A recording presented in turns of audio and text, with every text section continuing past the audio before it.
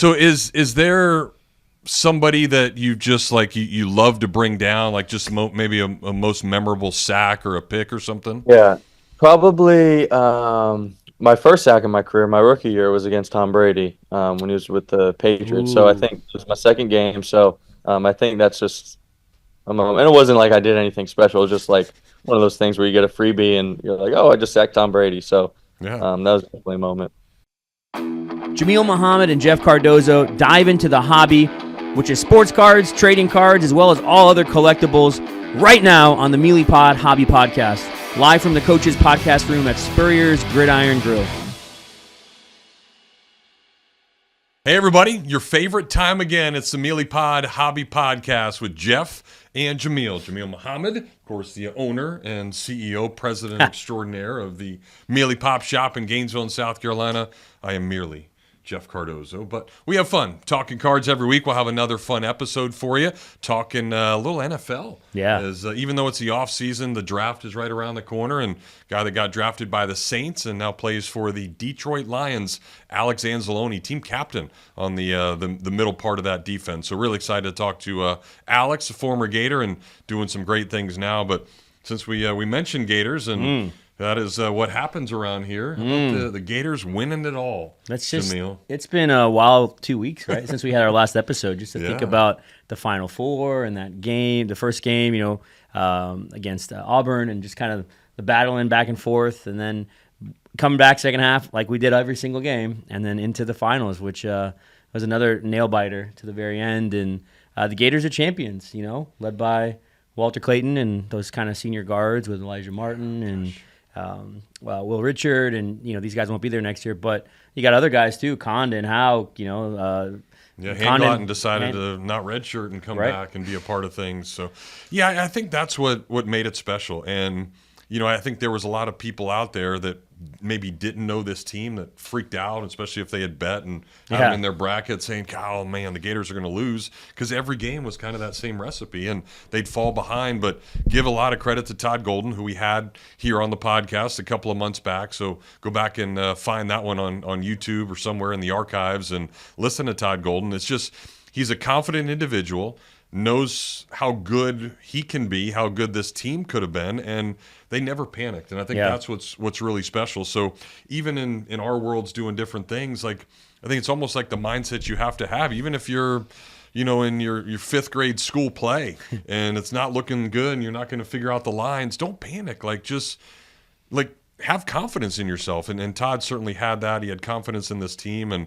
they were very chill. And Walter Clayton, who you mentioned, was that same type of guy. It didn't matter if they were down a bunch. They all just got in that huddle together and said, all right, it's time. Let's do it. I mean, people have been saying in the shop things like, oh, man, we've never had a player like Walter Clayton. I mean, what he's able to do in the clutch and how cold he is, and he's a killer, and all stuff. But I'm saying, like, in NCAA history, I don't think it's the Florida Gators. I think this run with this, I mean, he obviously takes a team to win a championship, and it definitely did. And Condon played huge minutes against their bigs, and there's a lot of players that really were key in this. Houck brought us back in so many games. But when I think about the run he had, and I think about what he's shown and what it's done for now his draft stock, and then you think about things like cards and how people are gonna, where's he gonna land in the draft? Is he? I saw a projection. Somebody had him going 12th to the Bulls to Billy Donovan.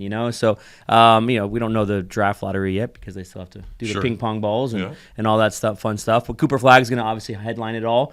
But we'll see. I mean, this could be one of those sleepers. Maybe a Jared McCain type. That comes out of that he looks good in college, doesn't get drafted top 10, top 15, kind of slips a little bit, and is an awesome winner, for these whoever picks him. Yeah, and if it is that selection there in the middle of that first round, I mean, you're talking about $4 to $6 million contract, and certainly all the stuff that went along with it. But NIL now, he got a bunch of deals for what he was able to do. But I think now in the card world, I mean, we talked about it a couple of weeks ago. There really wasn't much out there with him. I mean, this is like some nobody from Iona that probably could have played football, and all of a sudden now has turned into this. So what does this now do maybe for the industry, or even a couple of these other Gators? And I know that they're not going to have cards, but probably none of those guys, maybe Clayton a little bit, but now you've got Tommy Houck, and now you've got Condon, and they're talking about potentially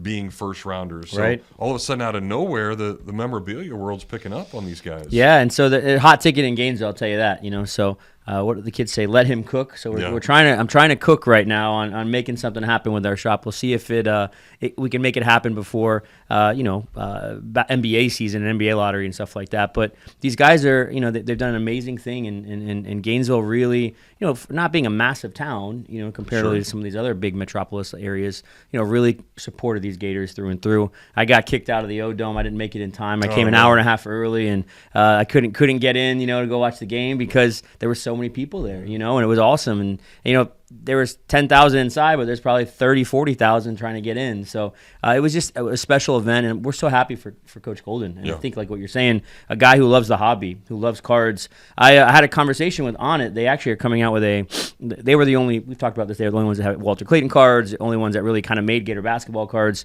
Nothing in Topps, nothing in Panini, nothing from Leaf. And it's upsetting. You think, like, why would you put these in? But they build these products way out. And so I'm sure, like you said, there were a lot of people who were doubters, way back, and they didn't think much about this team. So why put them in, And the prior year we had Riley Kugel cards in, and that didn't really work out well for the Gators or for him. So I think he's now at UCF, and he went to Mississippi. I mean, there's so many different transfer things going on. So as we kind of look forward to this now, this championship set that Onnit's putting together, it comes out at the end of this month, I believe. I think they're going to. I try to convince them to make a Todd Golden card. Okay. So we'll see. I told Coach about this. We'll see if it happens. Then get him in the set maybe because he's such a hobby guy, And I think it was episode 16 we had him on. So like you said, go back and check out the archives, and maybe we'll have him on in the future as well, or somebody from the basketball team. Yeah, no, he loves it, and I don't love hockey, but that is also something else that kind of took over these last few weeks with the Gretzky chase, and Ovechkin ends up passing him, and certainly a really cool moment. What are hockey cards like? Is this all of a sudden because he breaks this record that maybe everybody thought would never get broken? Like his rookie cards or something go up? So he has his quintessential rookie card is the Young Gun. That's the hockey version of the Prism rookie card, or the Topps Chrome baseball rookie card, or whatever you want to call the mainline staple flagship card. So that card, we had one in shop, sold a couple days before. Nobody ever asked for Ovechkin ever in our shop in 7 years, and then I want to buy his card. So his stuff really, people, as they started to see the numbers get closer, it really, a lot of hockey fans came out of the woodworks buying his stuff, premium prices. But I think they kind of baked it in before kind of the record was broken. I've been following through Card Ladder. Shout out to our buddies at Card Ladder. It's another previous episode. I've been looking at their statistics and analytics of cards, and the Gretzky rookie cards and the Ovechkin rookie cards are kind of maintaining pricing over the past 3 months. And that's interesting to me because both of those names are synonymous with this record now that he has in the same amount of games, right? Which is another, I think, interesting thing to take back. And we in the shop have been talking about, what does this do to the Gretzky rookie card?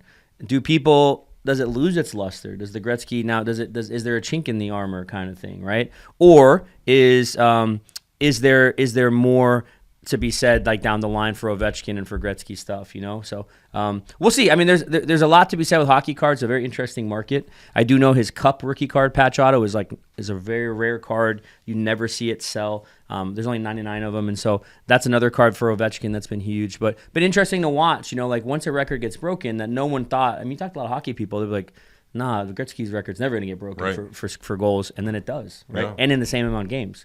So what does that kind of mean for his legacy? We'll see. Time will tell on that. Well, he's my kind of guy because I remember watching like a video. Somebody, I guess, had it as he's going up to the press conference to talk, and his handler or whatever hands him a Bud Light. He just like downs it real quick before he goes on the air. Kind of like what we do here before the podcast. Before and after. He had corgis, 2 corgi dogs. He had one in his backpack too and one he was walking. Like he literally does whatever he wants to do. Does not matter. Well, it seems like Paige Beckers can do whatever she wants to do up in stores now too. We know the Caitlin Clark fever last year and everything that happened. So we're talking about national championships and what's this doing to maybe Clayton.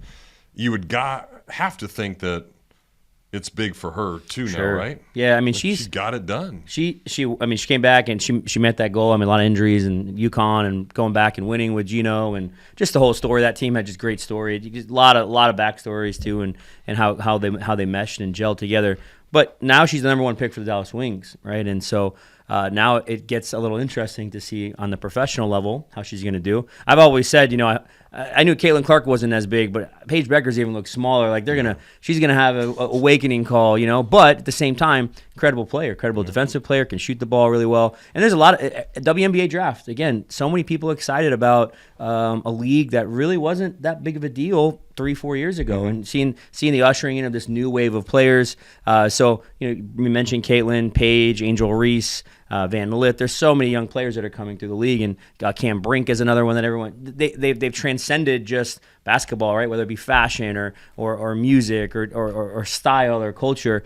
And whenever you see that in cards, I always tell people pay attention, because you're getting a other audience involved, right? You're getting more eyes on somebody because they might have seen this person on the Slam cover magazine or some, sure. At a hip hop or a country concert or whatever it is. Like, there's these kind of meshes that I think happen in sports where maybe someone like Mike Trout, who's a very quiet, kind of introverted guy, doesn't get a lot of that, right? His numbers make his value there. He's done an amazing job, but you don't see a lot about Mike Trout, right, outside, and so whatever's in the public eye, whoever's watching that kind of extracurricular activity, I think, can help card value sometime. And Paige is, I think, a great example of that. There is that Mike Trout card on the side of your building in Gainesville. That's a good one. I wish I had that. Yeah, that one's been a little. I have a PSA 8, so maybe we'll make a deal for one afterwards. Yeah, I just got one in from the Space Coast card show this past weekend. Sweet. So. There you go. Well, so we talk about the ups and downs and when to buy and when not to buy. So I guess as I listen to you have that conversation, did Caitlin Clark stay consistent? Because obviously when she first came out, everybody wanted them. And you just wonder throughout the year, did that card go down because it was so hot, or some of her better ones? Would it behoove a lot of people then to not rush out and try to go attack the Paige Becker stuff and wait till after year one because it might come down? Or what's the landscape there? It's a good question. Caitlin Clark had a massive, massive following in college, and there were college cards of her. Then the WNBA cards, which a lot of people don't realize, WNBA has maybe 2, 3, 4 releases a year. That's it. Okay. Whereas in baseball, we're getting 35, Sure. 40, NBA 30, NFL 35, 40 releases, tons and tons of products. That's just the licensed stuff. And unlicensed, like Topps and Panini, I'm not even talking about the Leafs and the other things. So when it comes to WNBA, I think that there's just not a lot of supply, right? We've seen it with Caitlin Clark. Her Prism rookies still to this day are doing amazing. The one thing about her is she kind of had a little bit of a lapse in her season, and her stuff did drop by like 20, 25%. I think she was hurt, and she had a couple of bad games, and it looked so good. But then that end of the season stuff skyrocketed again. So let's see what happens with Paige. I mean, it'll be interesting to see. Hopefully she can stay healthy. Hopefully she can be in the league for a long time. I think her stuff is very limited. There's not a lot of stuff to buy of her. There's definitely no Dallas Wings cards yet. So once that stuff comes out, it's going to already be kind of mid-season. So it's a tricky bit because of the limited supply. Yeah, interesting stuff. Well, it's interesting to see where Shedeur Sanders is going to get picked in NFL draft. We'll certainly talk about more as we get closer to that. But news comes down that they're retiring both of those guys' jerseys, he and Travis Hunter, and after being there for like 2 years. It's kind of nuts. But Panini's got something with them, right? Yeah, so that's the Coach Prime effect, I guess. Yeah. Right? Dion just getting these guys to get jerseys retired in 2 years. It's amazing, to see that story. You can only be happy for both Shedeur and Travis Hunter, these guys that transferred with Coach Prime, and now they're going to be top 5 picks, and who knows where they're going to go. So in this battle of Topps and Panini, there's always these exclusive deals, right? Caitlin Clark and Paige Beckers are Panini exclusive. But when we talk about football in the NFL, the licensing for the rights has been always with Panini. This year in October, it switches to Topps. So the Topps products will have logos, and they're going to look, all that stuff. But the problem becomes who has the rights to the rookie autographs. So Shedeur and Travis have signed with Panini. So they're going to be in future Panini products, but it won't be licensed. So it's kind of that flipperoonie we're seeing again with Jane Daniels, Bo Nix, Caleb Williams. All their Topps Chrome cards are unlicensed autograph cards, right? They're not with Panini. They're not exclusive. So this battle is going to go on for a while, and I think, unfortunately, it hurts the card market. If you can't get a rookie with his licensed, jersey and autograph, it kind of bums people out. They don't like seeing the unlicensed stuff. And I've seen that a lot this year with so many people saying, I want a Jan Daniels license. And I'm like, you're not going to get it. Topps doesn't have the license. Yeah. And they're going to stop making rookie cards. It's going to be 2025 cards of Jan Daniels, not 24 rookie cards that you'll have of license. So, when we think about this thing moving forward, these kind of wars between the manufacturers, I really would hope that, there could be something in the future for the hobby so we can get more of these guys with licensed rookie cards and rookie patch autos. But that's kind of where we're at. Yeah, interesting stuff. I when I was dabbling in college, so what, 20 years ago, 25. Try to keep it that round number. I was big on eBay, and that was a thing. I know it's more of that now, but I know that there's some PSA stuff now, maybe an option. What's going on there? Yeah, so eBay is just been something that has really changed the card market, right? I mean, they've really innovated the ability to buy, and then not just cards, but collectibles in general, clothes, shoes, electronics. You could buy so much on this platform. They have really taken a stake in trading cards because they do a ton with not just sports cards, but Pokemon cards, TCG, that whole world as well. So recently they made an announcement that I think the way it's going to work is if you have two images, a front and a back, and someone buys that card, they have the right to say, I want to get that card graded. So you don't have to actually even send it to that person. That card can go straight to PSA, and then PSA, I'm guessing, will ship it to the end user, the buyer of that card. And so this has kind of brought up a lot of debate. Should we be sending cards that we can't handle and see in person? My personal take is I know there's a lot that you can't see from an image, right? And again, 20 years ago, the images were probably a little grainy, kind of the you remember the channels that, like, when you didn't pay for cable or something and you were younger, and that's kind of what it looked like with the pictures. But when it comes to eBay now, images are a little bit more high def, and people are putting more of the corner pictures, and they're putting surface, and they're putting in the description what's going on. I think it's interesting. I think it gives a lot of opportunity for people to grade that don't normally grade, and to take away that nuisance of when they get the card, prepping it, getting it to a grader, or sending it to PSA. So this is going to change, I think, card grading a little bit. I do think we're going to see a lot of bad grades because people just can't see all the imperfections from an image. But it's interesting. If you had the ability, back in, 15, 20 years ago, to take that, Ryan Sandberg or Don Mattingly Topps card that you just bought on eBay with your Publix money that you earned from bagging and stock, and to get it graded and it looked good, you might do that. Yeah, let's try it. $20 or $30 or whatever it's cost. So it's just another layer to the hobby that we're getting into, and innovation that's happening. So I'm thankful for it. I guess the question is, though, then, thinking about that more and more, I think maybe just a novice that, is just going through and, hey, may like a player and not looking for the investment side. Are there people on eBay that put cards out there because they know they're not going to grade well? They know, hey, this is probably only going to be an 8. I notice an imperfection or do something, so I'll just throw it on eBay? Or more people just going to be like, okay, this might be a really good card. I'll put it out there and won't even bother getting it graded. I think that's probably a majority of what the raw cards are on eBay, or cards that are not damaged, but cards that may be a little off center. You can say, I don't want to grade that. So they might grade that as an 8 or a 9. They're still a near mint card. There's nothing wrong with that. So yeah, I think that happens more so than ever. The unfortunate side that people don't realize is the production of these cards. They're done in these mass facilities, these print facilities, these rollers. I just had a guy buy a box at the card show this past weekend, and every single card had roller marks down the middle of it. And it's like, it's just a Topps problem with the production, that they didn't change the roller or clean the roller or whatever when they were putting this laminate on the card. So it's rare for me to think that there's so many 10s that would come out, you know? And again, it'd be great for you to check it out on YouTube sometime, all the videos of how they make cards at Panini, how they make cards at Topps, to kind of see how the production run actually is made with the cutting of the cards and putting the cards together. So I think for the majority, most people, if you're buying on eBay, I'd encourage you to really think about it. If you're thinking that card's going to get a PSA 10, or the hope of that's why you buy it, to kind of in the back of your mind think what Jeff just said is, why is it on there? Yeah, or why wasn't it graded first? Now, there are cards, like for me, like as a card shop owner, there are cards that are thicker, for example, that may look really good and like really nice patch autos, but I typically don't grade those because they're so dang hard to grade. Yeah. That doesn't mean I couldn't get a 10, but it just means for me, like, I'm probably not going to take the risk of that, getting a 9 back or an 8.5 or something like that. Another example is vintage cards. You might have a card that has a mantle that has a crease in it. Is it really worth it to get a 1 on it or a 2 on it? Maybe it is, or maybe it's just worth saving the grading fee and selling it or trading it at a kind of a value that you come up with. So just got to think through those things. I think it's part of the hobby. It's always going to be there. And we have a lot of content that we put out on our YouTube channel.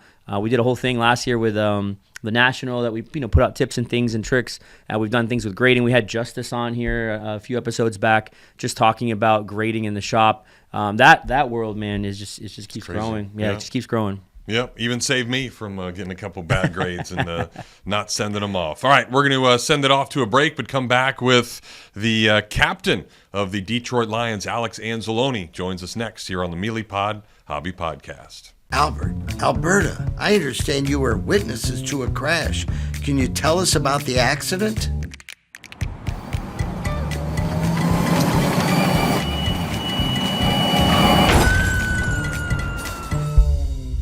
When you're in a crash, it's important to get witness statements immediately after the accident. Whether you're in a car, truck, motorcycle, scooter, or even a golf cart accident, at Meldon Law, we won't back down.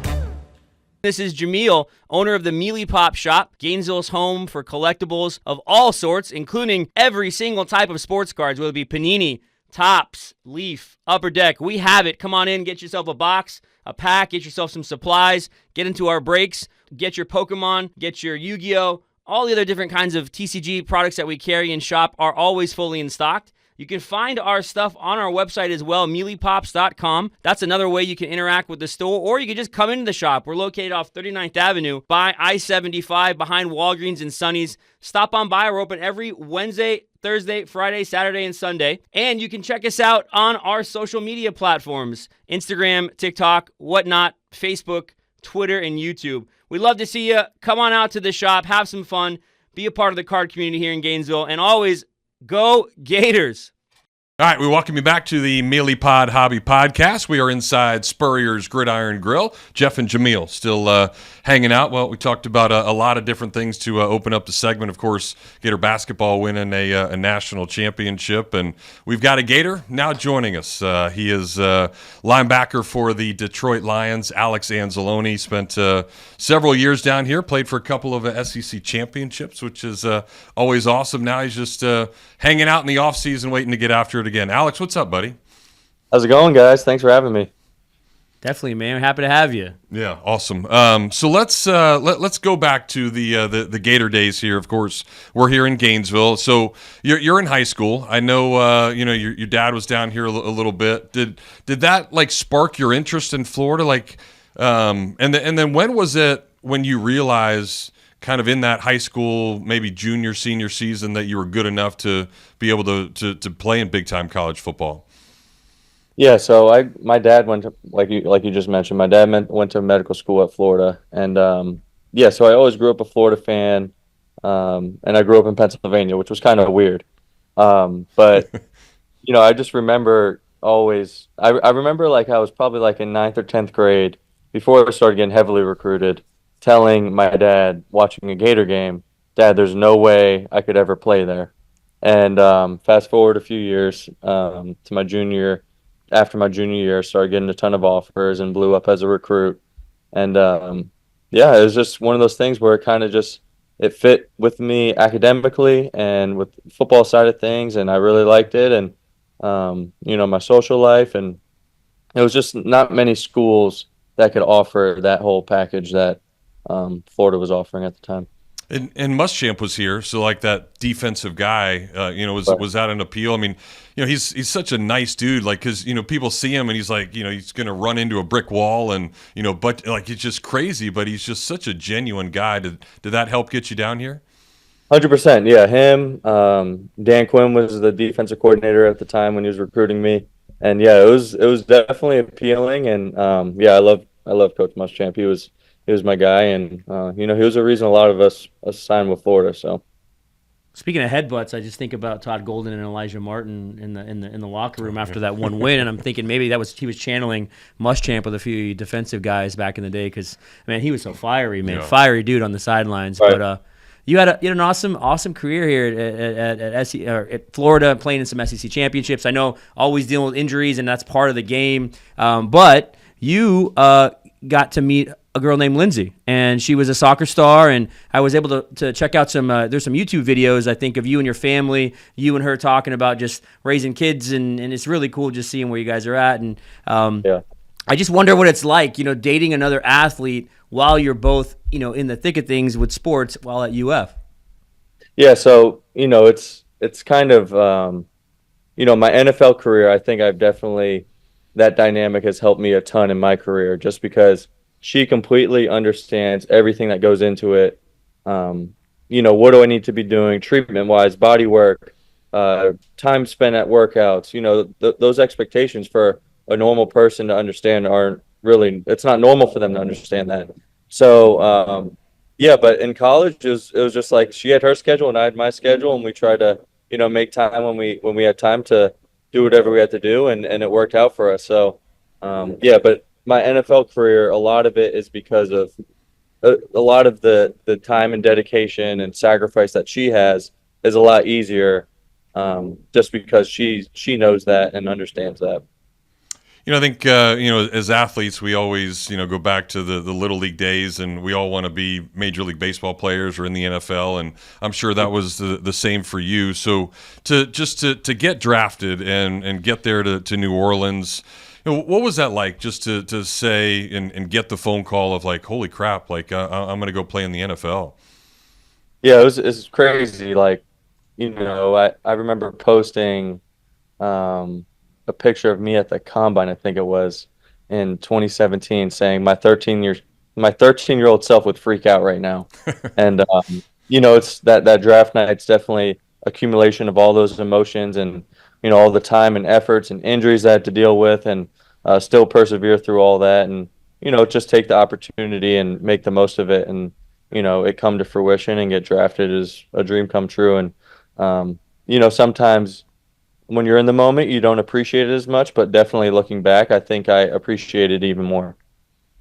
Well, speaking of the draft, you get drafted, Saints, and the card companies do a good job of getting these rookies in their own their own training camps, because they make you sign a gazillion stickers and cards, and your wrist wants to fall off. But I guess kind of looking back and talking about that, Alex, what was it like to see yourself? I mean, you talk about the dreams about getting to play at Florida, but then maybe even those thoughts of having a trading card of yourself, a rookie card, an autograph card. Like, what are those feelings, and what was it like when you kind of got your hands on those first cards? Yeah, it's definitely crazy. I still have a few framed in my office, just of myself, just because it's just like crazy to think about, because growing up, like I said, I grew up in Pennsylvania in the Philadelphia area, and I would go to the Eagles training camps and get signatures from the guys. And even now, when at training camp, when I'm dog tired after practice, I try to make an effort to, sign footballs for kids, and maybe not so much the older gentlemen that are trying to get an autograph. But yeah, it's just wild to think about that. That I've made, it to that point to have a trading card. It's crazy. It's nuts. And filling out all those signatures and for the little stickers that a million times is pretty cool. Well, some quick feedback in the heat of the summer when those little kids are asking you for autographs. I want to tell you, whenever I see kids that go to training camps, whether it be baseball spring training, football spring training, and they come in, they're always so excited. They always want to tell me, like, look at what I have signed. And then, of course, it goes in their mantle and it goes in their bedroom or whatever for years on end because they got to meet you. So it's well worth it, even when you're exhausted and you don't even want to feel like signing something. But thinking about kind of memorabilia too, Alex, do you have anything cool from over the years? Do you ever do a jersey swap with somebody, or did you ever get an autograph from somebody that you never thought you'd be able to get? Not necessarily. I know I had baseball cards growing up. Like 1,000 cards. And I should probably look back on them, see if any of them are valuable at this point. I think my parents have them, but no, yeah, it's cool. Like, even just playing, just getting jersey swapping with other players, like getting Drew Brees' jersey, and even though that was a teammate for 4 years, it's still cool to think about. That's one of the best quarterbacks of all time. And it's just those moments where you look in my office and you see these things. It's just crazy to see where I'm at in life, and I'm definitely grateful for it. Yeah, no doubt. Well, we talked Muschamp a little bit, and another guy that knows defense certainly is Dan Campbell, now up there in Detroit, and then Aaron Glenn, of course, who you don't get to play for anymore, but kudos to him. But what was it like to follow those guys from New Orleans to Detroit? I know it was probably a couple of one-year deals, but you shelled out and said, "Hey, I'm going to be here, and now we can set roots and do all these other stuff." But just as far as that, from your personal standpoint, and having the family grow there, but what about just the organization? It was been miserable for such a long time, so to be a part of kind of this rise over the last couple of years for Detroit, it has to be pretty fun. Yeah, it's fun just because I could put my own fingerprint on the organization and team, and you don't get that many opportunities to do that across the league. So, just coming with Dan and AG from New Orleans, is an opportunity for me to do that and help lead and help build that culture and be a part of it, and not just another guy that's collecting a check. So, I'm proud of what I've put in and for the organization and the team, and it's definitely a legacy point for me. He's such a authentic guy. You just see all the stories over the years and Dan Campbell and just what he's been able to do. So just a great staple for the NFL. I just think in so many ways. He just looks like he's fun to play for, and he'll make you run through a brick wall type thing. Yeah, and just a cool dude. Right. Speaking of just getting people excited, you've created a fanaticism in the Motor City with these wigs that I see on the sidelines. People come to the games and have these giant wigs, and I just kind of wonder if you do you ever take a second just look around and see if you can spot a wig, and what's it feel like that fans are doing that for you? Yeah, it was crazy. I think it was a Monday night game. We were playing the Raiders in 2023, and after the game, I was getting interviewed by NFL Network or something like that, and on the field after the game. And she asked me "Hey, what do you think of these people? Who are these people?" I'm like, "I have no clue who they are." So there's just some random people that decided to do that, and it kind of caught on. And if my wife goes to the game and sees some people wearing the blonde wig, she'll snap a picture and send it to me. And it's kind of become a thing, but it's definitely hilarious. I love it. Yeah, no, it's great stuff. Let's get to the playing side a little bit. I remember being here, and I gave up a home run, and David Ross walks out to the mound and kind of grabbed me and got on me pretty good and said, "Hey, if you don't change your mindset, and you're never gonna figure this thing out." So I kind of pitched with an edge after that, and you sit here and we look at you, and knowing you as well as I do, you're such a nice dude off the field and a family guy and all this other stuff, but then you can look at yourself on the field and it's different. There's that want, there's that anger, there's the smack talking a little bit or getting up in somebody's face. Where does that come from? Do a lot of the guys have that? How are you able to flip the switch like that? Yeah, I don't know. I feel like just ever since I was young, I've been able to do that, and that competition brings out a side of me that isn't necessarily my day-to-day life with my kids and my wife, fortunately. But yeah, I just feel like football is a grown man's game, and it deserves to be played a certain way, and that's kind of just how I was taught and how I was coached to be, and that's what was instilled in me, and that's kind of just my personality, my on-field personality. So Alex, I got a question for you, and this is this I don't want to bring up I don't want you to run me over and truck me, but I want to talk a second about the biggest hyped guy in the NFL right now, in especially the card space, which is Jaden Daniels. So I know NFC playoffs. It was tough. It was a crazy game. It was a wild game. What do you think is so special about him, and how trying to tackle him, trying to defend him, because this is a guy right now he was one game away from making the Super Bowl as a rookie quarterback who led his team. And the NFL is changing so much with these incredibly versatile quarterbacks. And for a linebacker to cover, to run after these guys, what is so special about him? And where do you see that position kind of changing in the future, and how you defend those kinds of players? Yeah. I feel like what a lot of people, one, I'd say what makes him so special is that just playing against him is his poise and demeanor, and kind of how unfazed he is by whether he's getting hit, whether, you're talking to him and, and all that. But what some people don't understand is that it changes how you defend the pass game. So and the run game, obviously, but the pass game, it's like, okay, do you want to play man to man? Well, you can't because 7 defenders will have their backs turned, and if you have a mobile quarterback, he'll just run away and create rushing lanes, and in that respect. So, but then also you don't want to get picked apart in zone. So it creates a big dilemma for a defensive coordinator, and you have to be on your P's and Q's when you play against a mobile quarterback or a versatile quarterback like that. So, he's definitely special, and we'll see what he does going forward. I appreciate the answer on that because I know he's probably a nightmare to defend, but it's just in the hobby, people are just going nuts over this guy, and it's just a card everybody wants to collect. I mean, people still want to collect your card too. Trust me, I got some Anzalone people. Not as much money. Yeah. All right, so you passed the easy part. Now we do a little kind of rapid fire segment. So the first thing that comes to your mind, if you're up for that task, brought to you by Titan MRI. So you can handle this. Oh, let's do it. All right, let's do it. All right, so he just talked about Jaden Daniels. I remember watching a game, and I'm watching, and you sack Lamar Jackson. I'm like, oh, that's so awesome! Like, there's Lamar. So is there somebody that you just you love to bring down, maybe a most memorable sack or a pick or something? Yeah, probably. My first sack in my career, my rookie year, was against Tom Brady when he was with the Patriots. Ooh. So I think it was my second game. So. I think that's just a moment. And it wasn't like I did anything special. It was just like one of those things where you get a freebie and you're like, oh, I just sacked Tom Brady. So that was definitely a moment. Yeah, take that. No doubt. Take all that, right. TB12. What was your favorite place to hang out in Gainesville?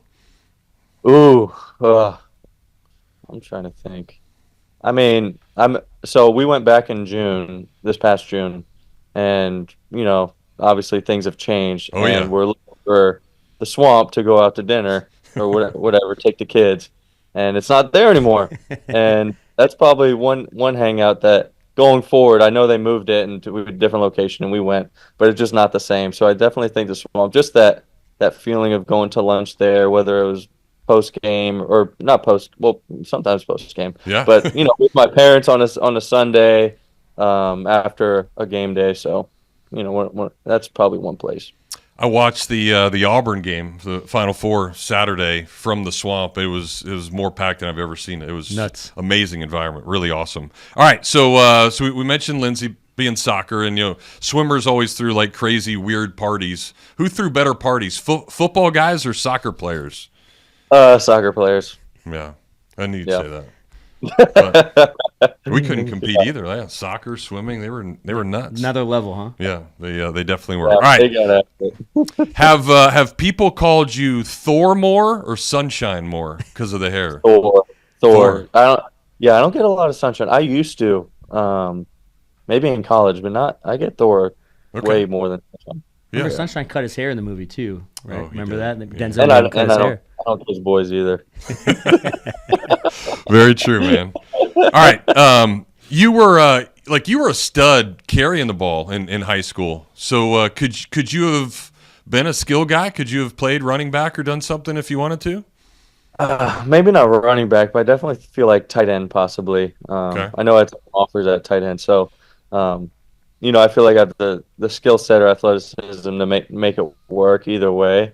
But maybe not running back, but probably offense in some regard.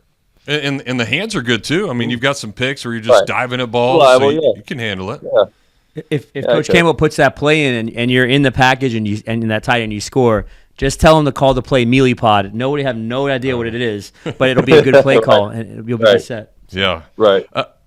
So we're talking memorabilia, and you said you had some of your stuff. Is there a favorite card that you have, like a favorite picture, or maybe something your parents love? I mean, I mentioned it, but going to those Eagles training camps, I just remember in my closet growing up, I would have, Eagles football just signed by as many players as I can, and I just know growing up as an Eagles fan, that was very special to me, and just kind of looking back on it, that's probably one thing that definitely impacted my childhood, really. And I'm sure it's not weird because you want to kick their ass when you play them, but if they win the Super Bowl and that's your childhood team, is that a little nostalgic when you see that happen? No. I'm telling you, once you get in the NFL, you Yeah. start losing that whole fandom. You see the business side of it. You see all the different stuff. You're just kind of, it doesn't. It's not. I guess it's not like what college used to be. Sure, no doubt. We always hear these weird stories and weird questions that are asked at the combine. Do you remember one that you were just like, "What the hell are you asking me that for?" Yeah, I got a few. Well, one. So my dad's a pediatrician. One team asked me like, "Well, has your dad, tried to convince you to stop playing football with all these concussions going on?" So I was like, "Yeah, that's a decent question, but no." He let me play tackle football in second grade, so I don't know what kind of doctor he is. Just kidding. Awesome stuff. No. All right. So you worked at a golf course down here, did a little internship. So other than Ironwood, what's the best golf course you've ever played? So I live in Clearwater area, so I'm a member at Pelican Golf Course and Bel Air Country Club. So those are two country clubs or golf courses that have just been, great, and it's just it's pretty down here. It's right on the water, and it's pretty. Now, are you legit? Like, what's your handicap now? No, I'm not. I don't. My buddies make fun of me. Like, I'm a member of two country clubs and I barely golf. Yeah, no, that's what happens. Ever gotten a hole in one? No. Ever even close? No. And it's goals for after when I'm done playing, I know I'm gonna get a lot more into it. So I'm just pushing it down the road a little bit. Yeah. Alex, Jeff hasn't hit one either, so don't worry too much about it. It's all right. I'm a decent scramble player though. There you go. Drive for dough and there you go. Chicks dig the long ball, all that stuff. You're right. All right, so you can't say Detroit or New Orleans, but what is the coolest, craziest NFL environment that you guys are a part of? I'd say Minnesota is the first thing that comes to my mind, just because they're just fan interaction and they do the skull chant and they have the big Viking ship and the horn. It's really cool. I'm trying to think of any other places that are kind of. I mean, Green Bay is cool just because it's just the whole. It's like you think of what football is, you think of Lambeau Field. So I feel like those are in Division 2. So play there every year. So those are two, really. Sure. And now, like the first time you walked out into a stadium, did you soak it in? Did you look around and really just say, "Holy crap!" Like I'm like an NFL stadium. Yeah. NFL. Yeah. So yeah, I mean the SEC playing in the SEC prepared me for a lot of like that. Oh my gosh, just the players you play against, the places you play definitely makes it not as you're not as starstruck when you get in these big stadiums. But my first NFL game was actually in Minnesota, and so that was probably the coolest experience. And since you mentioned the Gators, there's so many rivalries now. Everybody hates LSU and certainly Florida State, Georgia. Did you have one that you disliked more than others? LSU. Yeah. Yeah. And that part of that is probably because I'm not an in-state like maybe I'd say Florida State if I grew up in Florida. But LSU just because one, I lived in New Orleans for 4 years, so I had to deal with those people by those people I mean the LSU fans, which they all were. Just the rowdiness and the chants that they do, it's just different.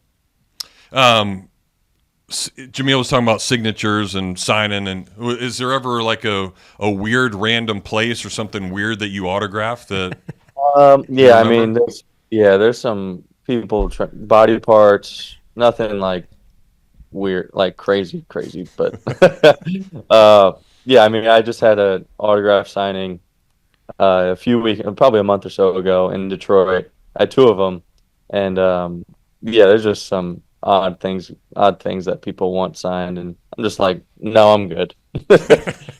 Yeah, we've definitely seen it in the gamut of fans. They can be bold, right, Alex? So yeah, 100%. They want their moment when they come and talk. And then really just the last thing, just like what is something that you're gonna take away from playing here at Florida? Something that you remember that obviously has propelled you to now for the rest of your life. Yeah, there's a sense of pride that I have. I mean, obviously I live in Florida now, and this is kind of my home base for, in the off season, but going forward. So there's just a sense of pride that I have that, a lot of my teammates and that go to other schools that they just don't have or don't feel. And it just, I mean, Jeff, you can attest to this, just like it feels like home, and it feels like there's just something about it that you're proud of, and that want to promote, and you want to be a part of, and contribute to. So the Gator Nation's everywhere, and I'm just blessed to be a part of it. Do you guys like, if you have a teammate from Florida State or Georgia or LSU or something, are you guys like talking smack that week when the game's going on, or betting anything? 100%. Yeah, because a lot of these games are at like 3:30 on a Saturday, and especially if we're traveling, because if it's a home game, you go home like at Saturday at 1 to night meetings. But if it's an away game and you're traveling on a plane together and you're watching the game on your phone and you're just talking smack to each other during the game, it's fun. It's a good time. Awesome. Well, great time talking to you. A lot of fun. Appreciate it. I know there's a lot of Gator fans here that certainly rooting from you from afar like we are. So, yeah, definitely. Appreciate you coming on and give us a little insight into it all. Yeah, wish you the best, man, this season. Healthy season, and I just want to see you knocking heads out there, man. It's so fun to watch you play. Yeah. Appreciate it, guys. Thanks for having me, and keep doing your thing. Sure thing. Thanks, Alex. All right, Alex Anzalone.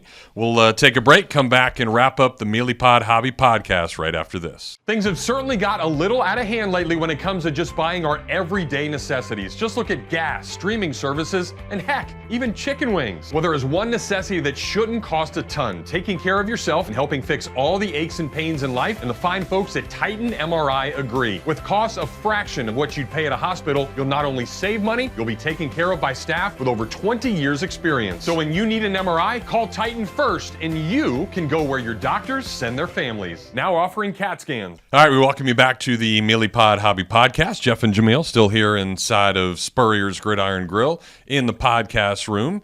Great to talk to Alex. Yeah, he was an intern under me back in the day. Ooh, what were you like as a supervisor / professor / I helped him out. Helped him out. But I think the unique thing that you knew that he was really special. Like I made him. We had kids golf camp, and part of it I was like, hey, I'm gonna stick you out there with the kids, and these little 5 and 6 year olds running around, and he was so gracious with them. Oh, that's cool. They loved him, and of course, had the hair and all that other stuff, and like he just was great. So that's what's so fascinating is like you see these macho dudes that are destroying the best of the best in the NFL, and they're great people. And the memories those little kids have, and now they're like, oh wow, and they're probably teenagers or whatever, and seeing him on the Detroit Lions, and, that's such cool. Yeah, cool memories. It was good. Well, you're making lots of memories, Jeff, for these kids. Yeah, for sure. Well, and he mentioned Tom Brady and that first sack that he had. Did I see something?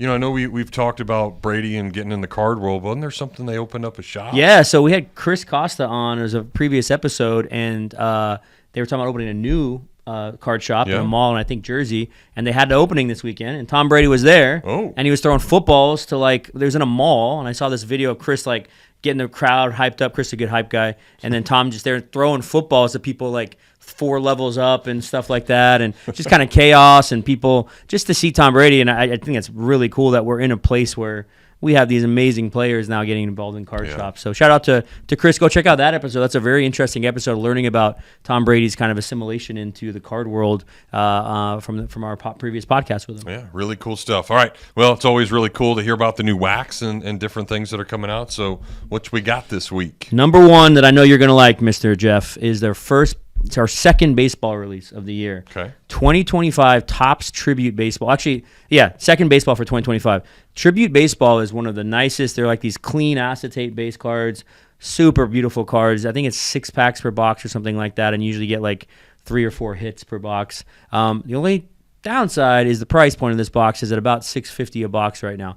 But it's the first big release of 2025.